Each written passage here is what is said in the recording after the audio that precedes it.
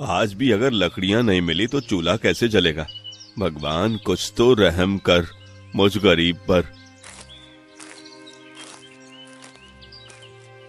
रघु कुछ और आगे बढ़ा कि तभी उसे झाड़ियों के पीछे से करहाने की आवाज सुनाई दी, जिसे सुनकर कोई तो मेरी मदद करो, कोई तो मेरी मदद करो। ये आवाज कहीं कोई घायल तो नहीं? मुझे जाकर देखना चाहिए। रघु धीरे धीरे झाड़ियों की ओर बढ़ता है। वहां एक बूढ़ा आदमी जमीन पर गिरा पड़ा था और पास में एक अजीब सी लकड़ी की छड़ी पड़ी थी जो चमक रही थी। अरे बाबा, आप इस भयानक जंगल में वो भी अकेले क्या कर रहे हैं? कुछ तो बोलो, जिंदा भी हो। पानी, थोड़ा सा पानी मुझे पिला दो। रघु अपने थैले में से पानी निकालता है और बूढ़े को पिला देता है। चलिए बाबा, मेरे साथ चलिए। मेरा घर पास ही में है, वहां आराम मिलेगा। इतना कहकर रघु ने उस बूढ़े को अपनी झोपड़ी ले आया, जिसे देख रघु की पत्नी हैरान होकर बोली, कौन है ये? मुझे ये बाबा जंगल में पड़े मिले। भूखे और घायल देखकर इन्हें उस जंगल में ना छोड़ पाया।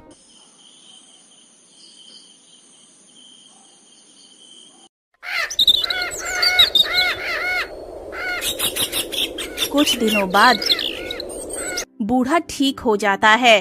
अब वो बात करने में सक्षम था। एक दिन, रघु, तूने मेरी जान बचाई। मैं तुझे इस बदले कुछ देना चाहता हूँ। मुझे कुछ नहीं चाहिए बाबा। आपको मुसीबत में देखा तो मुझसे रहा नहीं गया, और इतना करना तो मेरी इंसानियत भी थी बस। रघु, मैं कोई साधारण बूढ़ा नहीं हूँ। मैं एक जादूगर हूँ। वर्षों से एक उद्देश्य लिए भटक रहा था। अब तू मेरी तलाश का अंत है, इसलिए मेरी दी हुई चीज तुझे लेनी ही होगी। जादूगर? हाँ, लेकिन आप मेरे पास क्यों आए? मुझे क्या देना चाहते हैं? तभी बूढ़ा अपनी चमकती हुई छड़ी उठाता है और कुछ मंत्र बुदबुदाता है, तो छड़ी में से हल्की नीली रोशनी चमकती है और अचानक झोपड़ी के एक कोने में रोशनी फैल जाती है और उस रोशनी से एक छोटा बच्चा प्रकट होता है, जिसे देखकर रघु हैरानी से पूछता है, ये बच्चा कौन है और कहाँ से आया बाबा? रघु, ये कोई साधारण बच्चा नहीं, ये श्रापित है। इसके जन्म के साथ एक श्राप जुड़ा है। इसे कोई सच्चा पिता नहीं मिलेगा, और जब तक ये अपनापन नहीं पाएगा तब तक इसकी आत्मा अधूरी रहेगी। तो आप मुझे क्यों दे रहे हैं इसे? क्योंकि मैंने तुझ में वो देखा जो दुनिया में अब बाकी नहीं है। निस्वार्थ प्रेम। तू गरीब है, लेकिन तेरा दिल अमीर है। तू ही इसकी मुक्ति का रास्ता है रघु। बूढ़े की बात सुनकर रघु कुछ पल सोचकर बोला, मैं तो इसे अपना लूंगा बाबा, पर इस पर श्राप का असर कब तक रहेगा? रहेगा जब तक तू बिना कोई लालच के इसे प्यार देगा, और समय आने पर ये खुद अपने श्राप को तोड़ देगा।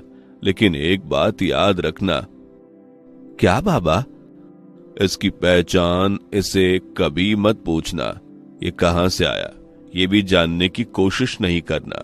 अगर तूने ऐसा किया तो तेरी दुनिया उजड़ जाएगी, तेरा परिवार, तेरा घर, सब कुछ। वचन दे मुझे। मैं वचन देता हूं बाबा, आज से ये मेरा बेटा है और मैं इसका पिता हूं। मैं इसे दिल से पालूंगा। इतना सुनकर बूढ़ा मुस्कुराता है और एक सुनहरी चमक के साथ गायब हो जाता है। तभी उसकी पत्नी घर के अंदर आती है और उस बच्चे को देखकर, ये बच्चा कौन है स्वामी? पत्नी की बात सुनकर रघु बाबा से हुई सारी बातें बताकर बोलता है। आज से ये बच्चा हमारी किस्मत है, इसे भगवान ने भेजा है हमारे पास, अब हम इसका ध्यान रखेंगे। रघु की बात सुनकर उसकी पत्नी खुश होकर बोली, क्या सच में ये हमारा बच्चा है? भगवान ने हमारी सुन ली, मुझ बांझ को बेटा दे दिया। भगवान तेरा लाख लाख धन्यवाद। अब से दोनों उसी बच्चे का पालन पोषण करने लगे।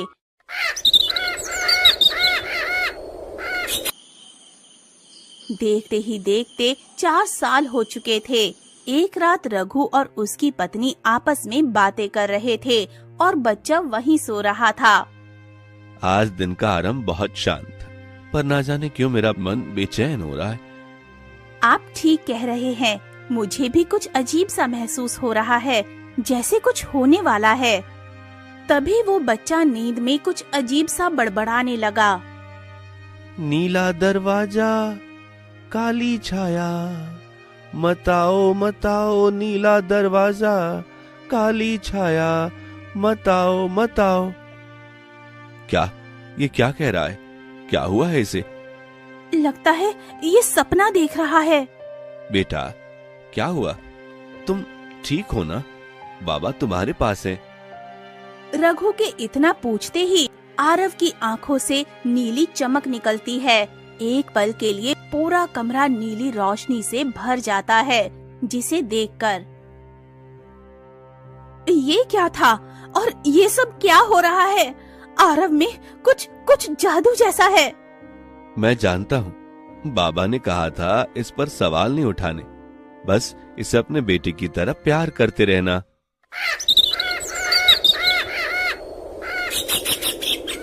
अगली सुबह गांव में कुछ लोग रघु की झोपड़ी के पास खड़े हैं। उनके चेहरों पर चिंता है। रात को इस झोपड़ी से अजीब सी नीली रोशनी निकली थी।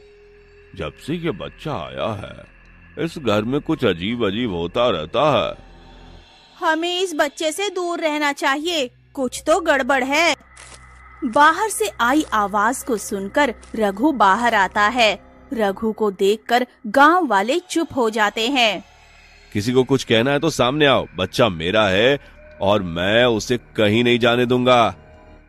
रघु, ये बच्चा कुछ अजीब है, कहीं इसके कारण हमारे गांव में कुछ खतरा ना हो जाए।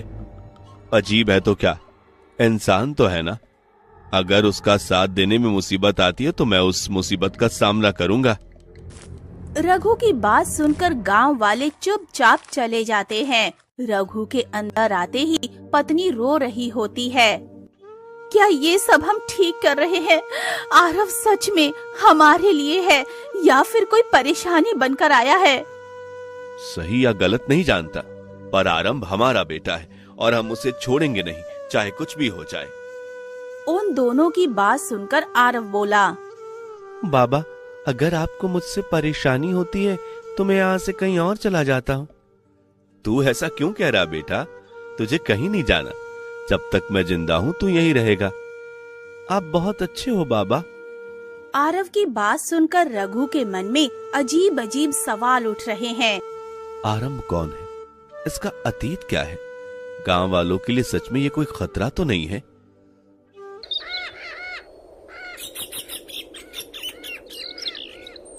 इतना सोचकर रघु और आरव खेत की ओर चल पड़े। खेत में पहुंचकर रघु काम करने लगा। आरव वहीं एक सूखे पेड़ के पास खड़ा था।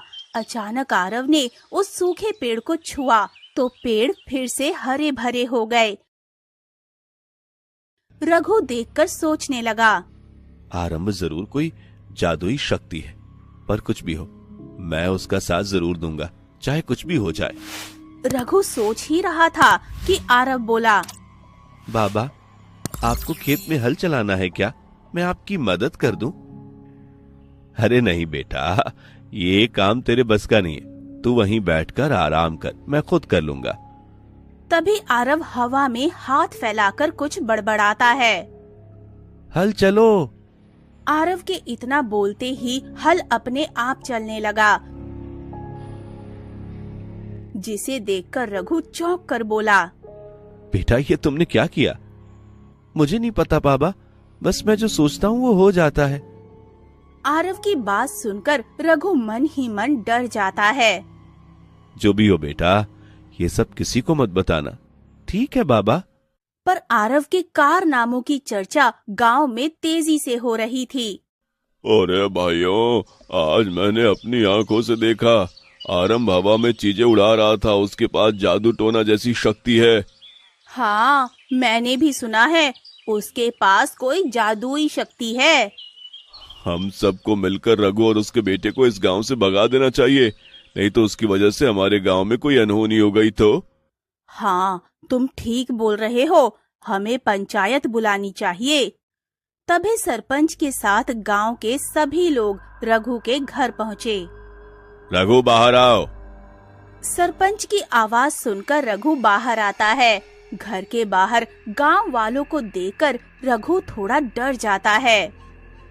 रघु, हमें तुम्हारे बेटे आरंभ से बात करनी है। गांव वाले कहते हैं वो सामान्य नहीं है। ये आप लोग कैसी बातें कर रहे हैं? आप लोगों को एक लड़के से डर लग रहा है? वो लड़का नहीं है रघु, वो कोई जादुई प्राणी है। उसकी वजह से हमारी फसलें सूख रही हैं। अंधविश्वास में पागल हो गए हो आप सब, जो इस तरह की बातें कर रहे हो। इस गांव की जो फसलें बची हैं वो उसी की वजह से हैं। अपनी चिकनी चुपड़ी बातें बंद करो। इस गांव के बाहर इसे ले जाओ, हम उसे इस गांव में नहीं रहने देंगे। गांव वालों की बात सुनकर रघु चुपचाप अंदर आता है। आरव बाहर हुई सारी बातें सुन चुका था। आरव की आंखों में आंसू थे। बाबा, क्या सच में मैं इस गांव वालों के लिए खतरा हूँ और आप पर बोझ बन गया हूँ?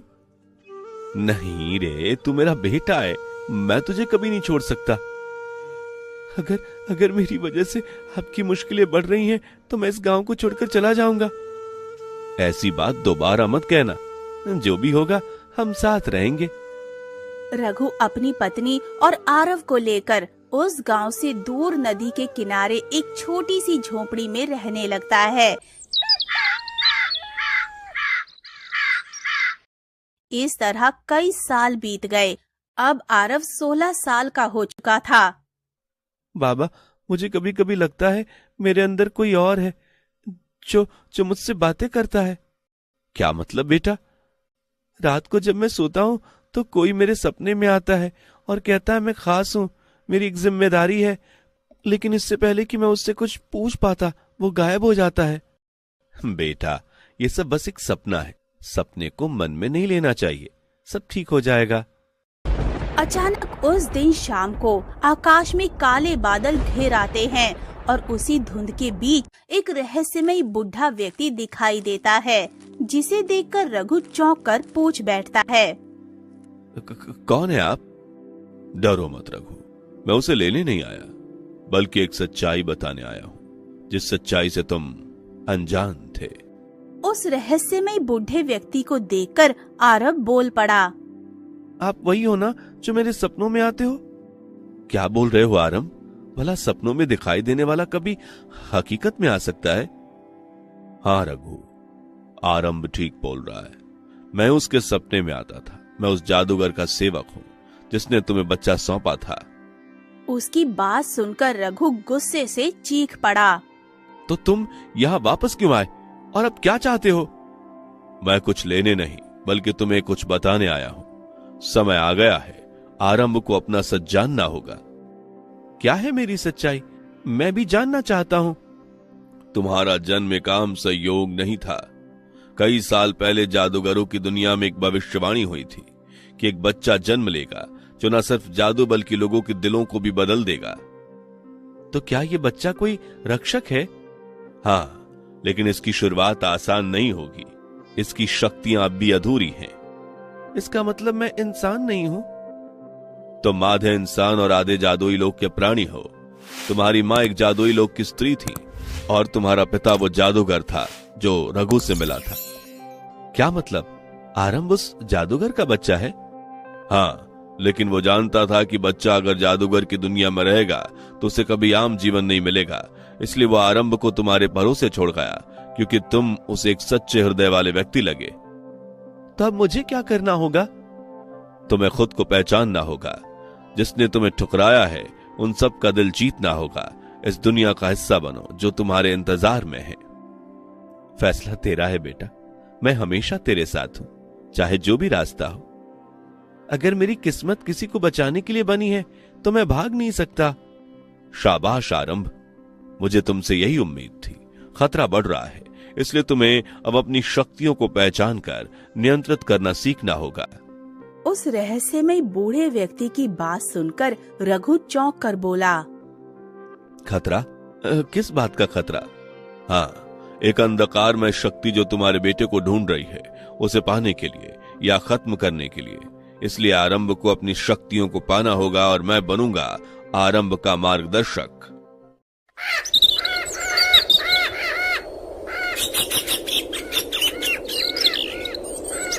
अजनबी अब रघु और आरव को जंगल की ओर अंदर एक प्राचीन गुफा में ले जाता है। ये क्या है और हम लोग यहाँ क्यों आए हैं? यहीं से तुम्हारी असली यात्रा शुरू होती है। ये चट्टान तुम्हारे मन का आईना और तुम्हारी अधूरी शक्ति को पूरा करेगी। आपकी बात सुनकर मुझे डर लग रहा है। अगर मुझसे कोई गलती हो गई तो ये चट्टान एक भयानक राक्षस बन जाएगी। लेकिन अगर तुम खुद पर यकीन रखोगे तो ये तुम्हारी ताकत बनेगी। बेटा, मैं यही हूं, बस याद रखना तू अकेला नहीं है। जब तक मैं तुम्हारे साथ हूं तुम्हें कुछ नहीं होने दूंगा। मुझे अपनी अधूरी शक्ति को पूरी करने के लिए क्या करना होगा? बस अपनी मन और भावनाओं की परीक्षा। मैं तैयार हूं। आरव उस रहस्यमयी चट्टान के पास पहुंचकर, मैं डरा हूं लेकिन मैं हार नहीं मानूंगा। आरव के इतना बोलते ही अचानक चट्टान में से काला धुआं निकलने लगा। कुछ पल में ही उस काले धुएं से एक चेहरा दिखाई दिया। तू यहाँ आ ही गया। जिसको अपनों ने ठुकरा दिया वो किसी का मसीहा क्या बनेगा? तू कुछ भी कर ले, तुझे कोई नहीं अपनाएगा। शायद तुम ठीक कह रहे हो। सच में मुझे सबने ठुकरा दिया। आरव की बातें सुनते ही रघु बोल पड़ा, तुझे किसी ने नहीं ठुकराया बेटा, तू मेरा बेटा है। मैंने तुझे अपने दिल से अपनाया है। हिम्मत कर बेटा, मैं तुम्हारे साथ हूँ। रघु की बात सुनते ही, किसी के अपनाने ठुकराने से मुझे कोई फर्क नहीं पड़ता। जब तक मेरे बाप मेरे साथ हैं, तब तक मुझे कोई नहीं हरा सकता। मैं रघु का बेटा हूँ और मैं इस दुनिया को जीत कर रहूंगा। आरव के इतना बोलते ही धुएं की आकृति गायब हो जाती है और उसी चट्टान से दो नीले प्रकाश निकलते हैं जो आरव के दोनों हथेलियों में समा जाते हैं। ये सब देखकर अजनबी बूढ़ा बोला, तुमने अपनी शक्ति पा ली। अब से तुम दूसरों की मजबूरी और दिलों की सच्चाई को समझ सकते हो। हाँ, मुझे भी लग रहा है मुझ में अजीब सी शक्तियां आ गई हैं। ठीक कहा। अब बस समय का इंतजार करो और एक अनजान खतरे का इंतजार करो। अनजान खतरा? मैं कुछ समझा नहीं। समय आने पर सब समझ जाओगे। तभी एक चिड़िया उड़ते हुए वहां पर आई। मैं भी तुम्हारे पुराने जादूगर पिता की शक्ति में से एक हूँ। अब मैं भी तुम्हारी साथी हूँ। अरे तुम बोल सकती हो? हाँ, मेरा नाम नीरा है। मैं तुम्हारे बहुत काम आऊंगी। अब तू अकेला नहीं है बेटा, तेरे साथ हम हैं और अब तेरी शक्ति भी। वो सब जैसे ही गुफा से बाहर निकले, अचानक ही मौसम बदलने लगा और जमीन से धुआं निकलने लगा और एक ही पल में वही जादूगर सामने खड़ा हुआ था, जिसे देखकर, ये तो वही जादूगर है जिसने कुछ साल पहले मुझे आरंभ को दिया था। हाँ, अब वो घड़ी आ चुकी है। आरंभ को सारी सच्चाई जान लेनी चाहिए। कौन सा सच? मैं ही तुम्हारा असली पिता हूँ बेटा, शायद तुम्हारे लिए सबसे बड़ा अपराधी भी। ये क्या बोल रहे हैं आप? मैं आपको नहीं जानता। मेरा पिता रघु है और कोई नहीं। तुमने मुझसे सच्चाई क्यों छिपाई? तुमने क्यों छोड़ा इस मासूम को? क्योंकि मैं जानता था मेरा रास्ता अंधकार से भरा हुआ है। मेरा खून मुझे डराने लगा था। मैं नहीं चाहता था ये मासूम बड़ा होकर मेरे जैसा बन जाए। इसलिए मैंने इसे काम जिंदगी देने के लिए तुम्हारे पास छोड़ दिया। लेकिन आज मैं आरंभ के लिए अपने आप को रोक नहीं पाया और यहां आ गया। तुमने मुझे अकेलेपन की आग में झोंक दिया। मैंने किसी का क्या बिगाड़ा था? आरव की बात सुनकर जादूगर की आंखें नम हो जाती हैं। बेटा, हर रोज मैं तुम्हें देखा करता था, लेकिन खुद को रोक रखा था, क्योंकि मैं नहीं चाहता था कि तू भी बड़ा होकर मेरे जैसा राक्षस बन जाए। मुझे माफ कर दो बेटा, मैंने जो किया तेरे भलाई के लिए किया। आज मैं कुछ मांगने नहीं आया हूँ, बल्कि अपनी आखिरी जादुई शक्ति तुम्हें सौंपने आया हूँ। आरव, ये वो शक्ति है जो खुद को मिटाकर दूसरों को बचा सकती है। ये शक्ति तुम्हें कभी किसी से हारने नहीं देगी। नीरा की बात सुनकर आरव जादूगर की ओर बढ़ता है, उसका हाथ पकड़ता है। हाथ पकड़ते ही एक चमकदार रोशनी निकलती है और जादूगर आरव के भीतर समा जाता है। ये सब देखकर नीरा बोलती है, आरव, उसने अपनी सारी शक्ति तुम्हें देकर अपने पिता का फर्ज निभाया है। अब तुम आम इंसान नहीं बल्कि एक रक्षक बन चुके हो। आरंभ, अब समय आ गया है तुम्हें अपनी दुनिया को रोशन करने और मुझे यहाँ से जाने का। इतना बोलकर वो अजनबी धुएं के साथ उड़ गया। कुछ दिनों तक तो सब ठीक चला, लेकिन एक दिन आरव और नीरा उसी गांव की ओर घूमने निकले तो देखा पूरा गांव खाली था, जैसे कोई मातम छा गया हो। हमारा गांव इतना सूना क्यों है? क्या हुआ? तभी उस गांव के मुखिया ने आकर कहा, बेटा, ये मातम दोबारा लौट आई है। इस गांव को फिर से बर्बाद कर देगा, जैसे सालों पहले किया था। हुआ क्या है? आप इस तरह डरे क्यों हैं? यहाँ जो भी हुआ है मुझे बताइए। कोई जादुई राक्षस है जो सालों पहले ही बदला लेने इस गांव पर कहर बनकर आया था, जो कि इस गांव को पूरी तरह से शमशान में बदल कर रख देगा। वो किसी को नहीं छोड़ेगा। आप लोगों को दुखी होने की कोई जरूरत नहीं है। जब तक मैं जिंदा हूँ इस गांव को कुछ नहीं होने दूंगा। अगर इस गांव पर कोई खतरा है तो मैं उसे खत्म कर दूंगा। आरव, ये आसान नहीं होगा, पर तेरे पास वो शक्ति है जो किसी के पास नहीं है। बचा ले इस गांव को और मिटा दे उस जादुई राक्षस को।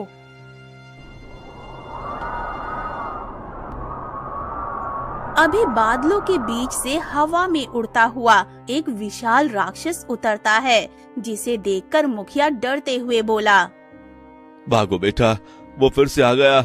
यही है वो तबाही जो हमारे पूरे गांव को शमशान में बदल देगा। इसने किसी को नहीं छोड़ा। मैं इस बार किसी को नहीं छोड़ूंगा, सबको खत्म कर दूंगा। कोई मुझसे नहीं बच सकता। अभी आरव उस राक्षस के सामने आकर खड़ा हो गया। अरे ओ मूर्ख, इस बार तो खुद अपनी जान बचाकर भाग जा, वरना मेरे हाथों मारा जाएगा। आरव की बात सुनकर राक्षस आरव के ऊपर जादुई बिजली छोड़ता है, जिसे देखकर आरव अपनी आंखें बंद करता है और अपनी शक्तियों को याद करता है। तभी उसकी छाती से नीली रोशनी चमकने लगती है और राक्षस के जादू को बेअसर बना देती है। अरे, तू भी जादू जानता है? खैर, इस गांव को बचाने के चक्कर में तू भी मारा जाएगा। अभी भी तेरे पास समय है, भाग जा यहाँ से और अपनी जान बचा ले। जब तक मेरे माँ और पिता का आशीर्वाद है मुझ पर, तब तक तू क्या कर पाएगा मुझे? मैं कहता हूँ अभी भी तेरे पास समय है, भाग जा यहाँ से, अपनी जान बचा ले। आरव की बात सुनकर राक्षस फिर से आरव के ऊपर आग का गोला फेंकता है। आरव फिर से अपनी आंखें बंद करता है और अपनी शक्तियों को याद करता है। तभी वो आग का गोला घूमकर उसी राक्षस को जाकर लग जाता है। राक्षस दर्द के मारे, ये आज क्या हो रहा है मेरे साथ? मेरी शक्ति ही मेरे ऊपर चल रही है और अचानक मेरे सीने में ये जलन कैसी? ये वही दर्द है जो तू अपने जादुई शक्ति से दूसरों को देता था। अब तू ही बता, ये दर्द तुझे कैसा महसूस हो रहा है? राक्षस दर्द से छटपटाने लगता है और कांपते हुए स्वर में बोला, मुझे छोड़ दो, मैं इस गांव को छोड़कर कहीं और चला जाऊंगा। मैं बस अकेला था, इसलिए सबको दुखी करता था। मैं समझ गया दूसरों का दर्द देना कितना आसान है और खुद दर्द सहना कितना मुश्किल। मैं भी कभी अकेला था, लेकिन किसी को दुख देना उसका इलाज नहीं। सच्चा रास्ता माफ करना और अपनापन होता है। राक्षस धीरे धीरे हवा में मिटने लगा। ये देखकर गांव वाले धीरे धीरे बाहर आते हैं। सब आरव को देखते हैं। हमसे बहुत बड़ी गलती हो गई आरव। हम सबने तुम्हें कभी नहीं अपनाया, लेकिन तुमने हम सबको बचा लिया। क्या तुम हमें माफ नहीं करोगे? ये आप क्या कह रहे हैं मुखिया जी? अगर मैं उन छोटी छोटी बातों को लेकर चलता रहूं तो मेरी शक्ति का क्या मतलब? मैं तो आप सभी के लिए जिंदा हूं, वरना मेरा इस दुनिया में क्या काम? और फिर सारे गांव वाले मिलकर रघु से माफी मांगकर आरव और उसके माता पिता को इज्जत के साथ गांव में लेकर आते हैं।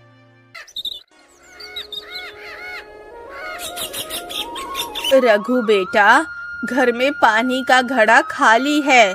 मैं कुएं से पानी भर लाती हूँ। अरे नहीं माँ, बहुत गर्मी है। आप आराम करो, मैं चला जाता हूँ ना। अरे नहीं रे, तू तब तक थोड़ी लकड़ी काट ले, तब तक मैं पानी भरकर ले आती हूँ। फिर आकर कुछ खाने को बनाऊंगी। माँ पानी का घड़ा लेकर चल देती है। देखते देखते दोपहर हो जाती है, पर माँ वापस नहीं आती है। ये सोचकर रघु चिंतित हो जाता है। अरे माँ अब तक नहीं लौटी, इतना वक्त हो गया। कहीं माँ के साथ कुछ अनहोनी तो नहीं हो गई? मुझे जाकर देखना चाहिए। रघु घबराए हुए चिल्लाते हुए अपनी माँ को ढूंढने निकल जाता है। माँ, माँ, कहाँ हो माँ? माँ। रघु अपनी माँ को ढूंढते हुए गांव से बाहर एक सुनसान जगह पर पहुंच जाता है, जहां उसे एक पुराना कुआं दिखाई देता है। वहीं उसकी माँ घड़ा लिए एक मूर्ति की तरह खड़ी दिखाई देती है, जिसे देखकर रघु तुरंत अपनी माँ के पास जाकर बोला, आप यहाँ इस तरह खड़ी क्यों है माँ? कुछ तो बोलो माँ, मुझे बहुत घबराहट हो रही है। चारों तरफ सन्नाटा था। माँ से पूछते हुए रघु की आंखों में आंसू आ जाते हैं। तभी अचानक एक आवाज सुनाई देती है। अरे ओ लड़के, अब तेरी माँ यहाँ से कहीं नहीं जा सकती। वो मेरे श्रापित जगह पर आकर फंस गई है। अपनी माँ को भूल जा। अचानक आई आवाज से रघु डर जाता है, पर हिम्मत करके बोलता है, तू कौन है? ये सब क्या है? मेरी माँ क्यों पकड़ रखा है तूने? छोड़ दे, बदले में मुझे कैद कर ले। रघु के इतना बोलते ही उस कुएं से धुएं के साथ एक जिन प्रकट होता है।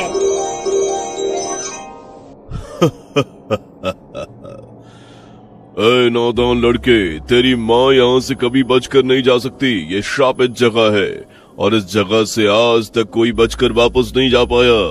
मैं कहता हूँ तू अपनी जान बचाकर यहाँ से भाग जा, वरना अपनी माँ को बचाने के चक्कर में तू भी मारा जाएगा। मैं अपनी माँ को इस हाल में छोड़कर कहीं नहीं जा सकता, भले ही मेरी जान ही क्यों ना चली जाए। रघु के मन में अपनी माँ के लिए इस तरह प्रेम देखकर जिन फिर से बोल पड़ा। तुम्हें अपनी माँ के लिए इस तरह प्रेम में देखकर मेरा मन डोल गया, पर तुम्हारी माँ को यहाँ से जिंदा बचाकर ले जाना तुम्हारे लिए आसान नहीं होगा। उसकी चिंता तुम मत करो, मैं अपनी माँ के लिए भगवान से भी लड़ जाऊंगा। तुम बस इतना बताओ कि इस श्रापित जगह से मेरी माँ को बचाने के लिए मुझे क्या करना होगा। बस मेरी 2 शर्तें पूरी करनी होंगी। तुम्हारी जो भी शर्तें होंगी मैं पूरी करूंगा, बस मेरी माँ को कुछ मत करना। तुम्हारा साहस सराहनीय है, लेकिन ये सब तुम्हारे लिए आसान नहीं होगा। मेरी माँ की ऐसी हालत है और मुझसे ये देखी नहीं जा रही। तुम बस अपनी शर्त बताओ। तो सुनो, तुम्हें काली पहाड़ी की काली गुफा में एक अनोखी चिड़िया कैद मिलेगी। बस उसे छुड़ाकर तुम्हें लेकर आना है। ये होगी तुम्हारी पहली शर्त। ठीक है, वनों की चिड़िया जिस भी गुफे में कैद होगी मैं उसे छुड़ा कर ले आऊंगा। मैं बस जब तक वापस ना आ जाऊं तब तक मेरी माँ को कुछ मत करना। लड़के, तुम्हारी हिम्मत का मैं कायल हो चुका हूँ, पर इतना ध्यान रखना, अगर तुम असफल हुए तो तुम्हारी माँ हमेशा हमेशा के लिए कुएं में कैद हो जाएगी। इतना बोलकर जिन फिर से कुएं के अंदर समा गया और रघु भी अपने मन में सोचते हुए वहाँ से चल देता है। वो काली पहाड़ी कहाँ है? मुझे कुछ भी नहीं पता। मैं अपनी माँ को कैसे बचाऊं? कोई तो रास्ता दिखाओ भगवान। चलते चलते शाम हो जाती है। तभी उसके कानों में कोई किसी तो के मेरी करहाने मदद की करो। आवाज सुनाई कोई तो देती मेरी है। मदद करो। कोई तो मेरी मदद करो। कोई तो मेरी मदद करो। ये आवाज सुनकर रघु रुक कर कुछ सोचने लगता है। लगता है किसी को मेरी मदद की जरूरत है। मुझे जाकर देखना चाहिए। रघु उस आवाज की ओर चल पड़ता है। कुछ ही पल में एक पेड़ के नीचे साधु बाबा घायल अवस्था में दिखाई देते हैं, जिन्हें देखकर क्या हुआ बाबा? आप इस तरह जख्मी होकर कैसे गिर गए? बाबा ने अपने जख्मी होने का कारण रघु को बताया, जिसे सुनकर रघु ने बाबा की मदद करते हुए उन्हें उठाकर कुटिया में लाकर रख दिया। बेटा, अगर आज तुम ठीक समय पर नहीं आते तो जंगल में रात को कोई जंगली जानवर मारकर मुझे खा जाता। आज तुमने मेरी जान बचाकर मुझ पर बड़ा उपकार किया है। ये तो मेरा फर्ज था बाबा। मैंने आप पर कोई उपकार नहीं किया। पर बेटा, इस खतरनाक जंगल में तुम अकेले इस तरह कहाँ भटक रहे हो? बाबा के इस तरह पूछने पर रघु दुखी होकर बोला, बाबा, मेरी माँ एक श्रापित कुएं में फंस गई है। और फिर रघु ने अपनी सारी दुख भरी कहानी साधु बाबा को सुना दी। और फिर रघु बोला, बाबा, मैं बिना कोई रास्ता आगे जाने की ओर चल पड़ा हूँ और मैं उस अनोखी चिड़िया को कैसे कैद से बचाकर लाऊंगा कुछ समझ नहीं आ रहा है। बेटा, तुम जैसे नेक इंसान की भगवान भी मदद करता है। शायद इसलिए भगवान ने तुम्हें मुझसे मिलवाया। तुम चिंता मत करो, आगे का रास्ता मैं बताऊंगा। बाबा की ये बात सुनकर रघु की खुशी का कोई ठिकाना ना था। आप सच कह रहे हैं बाबा? मुझे तो अपने आप पर यकीन ही नहीं हो रहा। जल्दी बताइए बाबा, मैं वहाँ किस तरह पहुँच सकता हूँ? फिर बाबा ने रघु को उस काली पहाड़ी पर जाने का रास्ता बताते हुए कहा, बेटा, वहाँ जाते हुए रास्ते में तुम्हें विचित्र राक्षस और विशाल सर्प मिलेंगे। वे तुम्हें उकसाएंगे, तुम्हें क्रोधित करेंगे। उसकी बात से डर कर अगर तुम पीछे मुड़े और उनकी आंखों में देख लिया तो तुम भी जीवन भर के लिए पत्थर बन जाओगे। अगर तुम बिना मुड़े आगे बढ़ते रहे तो एक पिंजरे में बंद अनोखी चिड़िया चकोरी तुम्हें मिलेगी। और एक बात ध्यान रखना, इस विचित्र नगरी में तुम्हारी हिम्मत और साहस ही तुम्हें जीत दिलाएगी। रघु साधु बाबा से आशीर्वाद लेकर वहाँ से काली पहाड़ी की ओर चल पड़ा। चलते चलते रघु एक सुनसान और घने जंगलों के बीचों बीच जा पहुँचा। ये जगह तो सच में डरावनी लग रही है। मुझे चकोरी को बचाना है। जैसे ही रघु आगे बढ़ा, झाड़ियों से छोटे छोटे डरावने राक्षस निकलने लगे और चीखने लगे, अबे ओ गंदा इंसान, क्या लेने आया है? ये माया नगरी है। यहाँ से जिंदा बचकर कोई वापस नहीं जा पाएगा है। अगर जिंदा बचकर वापस जाना चाहता है तो यहीं से पीछे मुड़ जाओ। अपने पीछे से आई आवाज को सुनकर रघु को समझते देर ना लगी और वो मन ही मन सोचने लगा, बाबा के बताए अनुसार लगता है मैं मंजिल के करीब हूँ। मुझे इनकी बातों पर ध्यान नहीं देना चाहिए। अगर पीछे मुड़ गया तो पत्थर का बन जाऊंगा। रघु सोच ही रहा था, अचानक फिर से एक और आवाज आई, तू कभी काली गुफा तक नहीं पहुंच सकता। वहाँ के काले रास्ते और काले राक्षस तुझे कच्चा चबाए जाएंगे। अगर तुझे यहाँ से जिंदा बचकर वापस जाना है तो पीछे मुड़ जा। पर रघु को उसकी बातों से कोई फर्क नहीं पड़ा और वो रुकता नहीं है, चुपचाप आगे बढ़ता रहता है। थोड़ा आगे बढ़ते ही झाड़ियों से 2 विशाल सांप निकल कर आए। कहाँ जा रहा है मूर्ख? तुम्हें अपनी जान प्यारी नहीं? यहीं से पीछे मुड़ जा और अपनी जान बचा ली। दोनों सांपों को देखकर रघु डर कर वहीं पर रुक जाता है। तभी वो सांप जैसे ही रघु को झपटने को होता है, रघु अपनी आंखें बंद कर लेता है। आंख बंद करते ही रघु को बाबा की कही हुई बात याद आ जाती है। बेटा, वहाँ तुम्हें विचित्र राक्षस और विशाल सांप मिलेंगे।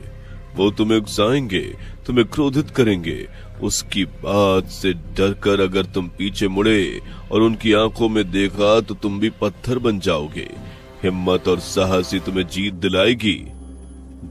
डर मत रघु, बस चल। तेरी हिम्मत और साहस ही तुझे जीत दिलाएगी। बस तुम्हें तुम्हारी माँ और चकोरी को भी बचाना है। देर न कर, हिम्मत से आगे बढ़। रघु ने हिम्मत करके अपनी आंखें खोली, पर देखा कि सांप वहीं के वहीं है। वो हिम्मत करके फिर से आगे बढ़ा तो फिर से एक और आवाज आई। कायर है तू, डर के पीछे भी देख नहीं सकता। तेरी माँ तुझे कभी नहीं देख पाएगी। क्यों तू यहाँ? तू वापस नहीं जा पाएगा। रघु बिना कुछ बोले अपनी मगन में आगे चलता रहा। कुछ ही दूर चला था कि अचानक वहाँ धुआं धुआं हो गया और जब वो धुआं हटा तो वहाँ का सारा माहौल बदल चुका था। ये क्या हुआ? मैं कहाँ गया? लगता है यही काली गुफा है जिसमें चकोरी कैद है।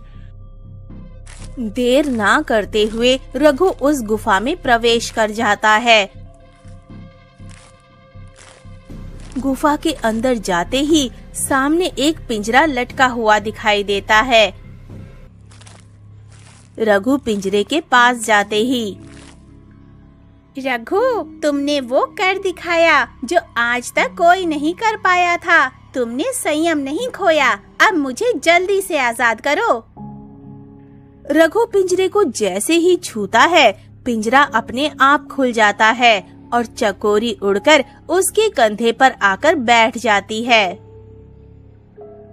तुमने मुझे आजाद करके मुझ पर बहुत बड़ा एहसान किया है, इसलिए आज से मैं तुम्हारे साथ रहूंगी। तुम्हारे हर कठिन रास्ते में अब से मैं तुम्हारी मदद करूंगी। वह तो ठीक है चकोरी, पर अब अगली शर्त क्या होगी? वो भी कठिन है, लेकिन हम साथ हैं। चलो वापस चलते हैं उसी जिन के पास। रघु और चकोरी उस कुएं के पास वापस आ जाते हैं, जहाँ वो जिन उनका इंतजार कर रहा होता है।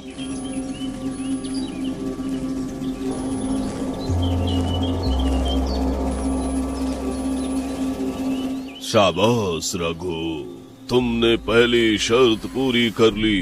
अब सुन, दूसरी शर्त और भी कठिन होगी। बोलो, दूसरी शर्त क्या है? मैं तैयार हूँ। दूसरी शर्त, तुम्हें एक कुएं के अंदर जाना होगा। यह कुआं तुम्हें एक अलग ही दुनिया में ले जाएगी। वहाँ एक भ्रमजाल आईना दिखाई देगी। वह आईना तुम्हारे लिए दिल की कमजोरी, लालच और डर दिखाएगा। अगर तुम उन झूठी छवियों में फंसे तो तुम्हें हमेशा के लिए उस आईने के भ्रमजाल में खो जाना पड़ेगा। अगर तुमने सच्चाई को पहचान लिया तो जीत तुम्हारी होगी। इतना बोलकर वो जिन फिर से कुएं के अंदर चला जाता है, पर जिन की शर्त सुनकर रघु डर जाता है। रघु को इस तरह डरते हुए देखकर चकोरी बोलती है, रघु, तुम डरना मत, मैं तुम्हारे साथ हूँ। बस अपने मन को स्थिर रखना। चकोरी की बात सुनकर रघु भी मन में सोचने लगा। मैं इस तरह डर तो नहीं सकता ना, मुझे मेरी माँ को बचाना है, मुझे हिम्मत से काम लेना होगा। इतना सोचकर रघु चकोरी को लेकर उस कुएं में कूद जाता है।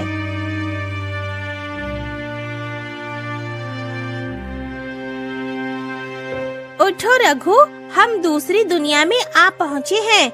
तुम्हें दूसरी शर्त पूरी करनी है, जल्दी उठो।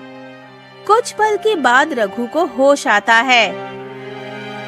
ये क्या हो गया था मुझे, और मैं कहाँ हूँ? रघु, ये कुआं श्रापित है। श्रापित होने की वजह से जो कोई इस जहरीले पानी में कूदता है वो अधमरा हो जाता है, और अगर कोई उस इंसान को ना जगाए तो वो कभी नहीं उठता। इसलिए तुम भी अधमरे हो गए थे। चिड़िया की बात सुनकर रघु आश्चर्यचकित रह गया। कुछ सोचकर रघु फिर से बोला, बहुत बहुत धन्यवाद चकोरी, अगर तुम आज ना होती तो शायद मैं जिंदा भी ना होता। अरे रघु, ये सब छोड़ो, देखो वो चमचमाता आईना तुम्हारा इंतजार कर रहा है। तभी रघु ने देखा तो एक बड़ा सा चमचमाता हुआ आईना हवा में लटक रहा था। जैसे ही रघु उस आईने के पास पहुंचा, आईने से धुआं उठने लगा और आवाज आने लगी। रघु देख तेरा अतीत, देख तेरा दुख, तेरी कमजोरियां। आईने में रघु को एक गरीब और भूखा रघु दिखाई देता है और अचानक वो दृश्य बदलकर वो सोने के ढेर पर बैठा रघु दिखाई देता है, जिसे देखकर रघु मन ही मन सोचने लगता है, ये सब तो झूठ है, ये मेरी लालसा दिखा रहा है, पर मैं इसके जाल में फंसने वाला नहीं हूँ। रघु सोच ही रहा था कि आईना फिर से बोल पड़ा। रघु, क्या तुम नहीं चाहते ये सब? देख कितना आसान है ये सब पाना, बस तू इस रास्ते से मुड़ जा, फिर ये रास्ता धन दौलत की ओर ले जाएगा। रघु कुछ नहीं बोला। तभी आईने में फिर से तस्वीर बदली। उसमें रघु की माँ मुस्कुरा रही थी, जिसे देखकर, माँ तू यहाँ, तू ठीक हो गई माँ? रघु को इस तरह भटकते हुए देखकर चकोरी बोली, नहीं रघु, ये सब भ्रम है। तेरी माँ तो उस कुएं के पास कैद में फंसी हुई है। ये सब तेरी भावनाओं से खेल रहे हैं, सच्चाई पहचान। चकोरी की बात सुनकर रघु अपनी आंखें बंद कर लेता है और गहरी सांस लेते हुए दृढ़ स्वर में बोलता है, मैं इस लालच और धोखे में नहीं फंसने वाला हूँ, मैं सच का साथ दूंगा। इतना बोलते ही आईना टूटकर धुएं के साथ हवा में उड़ जाता है और वो दोनों माया जाल के श्रापित कुएं से अपने आप को बाहर पाते हैं, जिसे देखकर चकोरी खुश होकर बोलती है, वाह रघु, तुमने तो मन को जीत लिया है। यही थी असली परीक्षा। अब तुम्हारी माँ को कुछ नहीं होगा। हाँ चकोरी, ये सब तुम्हारे कारण ही संभव हो पाया है, नहीं तो इस माया जाल में मैं कभी नहीं बच पाता। दोनों खुशी से आपस में बातें कर ही रहे होते हैं कि जिन फिर से उस कुएं से बाहर निकलकर बोलता है, तो रघु, तुम दोनों शर्तों को पूरा कर चुके हो। मैं मानता हूँ तुम एक सच्चे और बहादुर इंसान हो, जो अपनी माँ को बचाने के लिए अपनी जान भी दे सकते हो। इसलिए आज तुम्हारी माँ तुम्हारे पास वापस जिंदा खड़ी होगी। मैंने वही किया जो सही था। मेरे लिए मेरी माँ ही मेरी दुनिया है। अगर वही नहीं रहती तो मैं जिंदा नहीं रह सकता था। खैर, मैंने तुम्हारी कही हुई दोनों शर्तों को पूरा कर दिया। अब मैं अपने माँ को लेकर जा सकता हूँ। अब अपनी बात निभाओ जिन। इस श्रापित जगह से माँ को आजाद कर दो।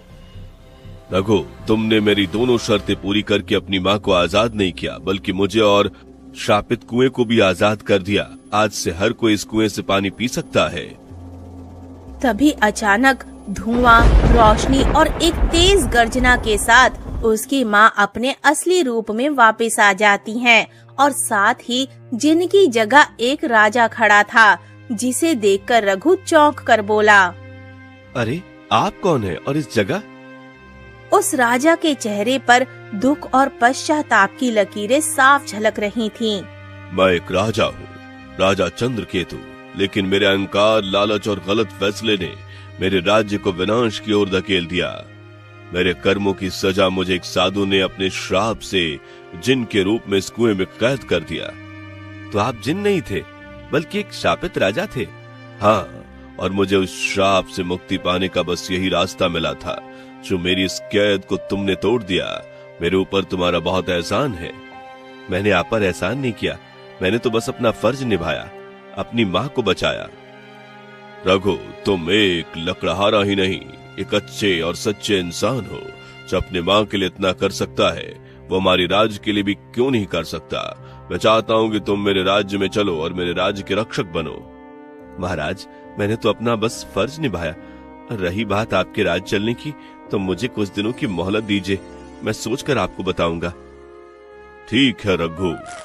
रघु अपनी माँ और चकोरी को लेकर अपने घर वापस लौट आता है। चलते हुए चकोरी कहती है, रघु, तुम तो सच में बहुत ही सच्चे और अच्छे इंसान हो। मैं हमेशा तुम्हारे साथ रहूंगी रघु।